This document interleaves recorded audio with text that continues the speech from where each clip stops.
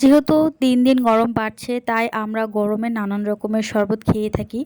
এটা সেটা খারাপ শরবত বা বাইরের শরবত না খেয়ে আপনারা চাইলে আমার এই শরবতটাও ট্রাই করে দেখতে পারেন। আশা করি আপনারা আশাহত হবেন না। এটা খুবই হেলদি এবং খুবই টেস্টি। তো এটা বানানোর জন্য প্রথমে আমি নিয়ে নিয়েছি আইস কিউব। যেহেতু গরম, আমার খুব গরম লাগছিল, তো আইস কিউবগুলো নিয়ে তার উপরে আমি নিয়ে নিয়েছি তরমুজ, পুদিনা পাতা আর সাথে নিয়েছি জিরা গুঁড়া। জিরা গুঁড়া দিলে এটার যে একটা ফ্লেভার হয়, জিরা গুঁড়ার ফ্লেভারটা আমার খুবই ভালো লাগে। আপনাদের কারো ভালো না লাগলে আপনারা স্কিপ করতে পারেন। এই সবগুলো ইনগ্রেডিয়েন্টস আমি একসাথে করে এগুলোকে ব্লেন্ড করে নিব।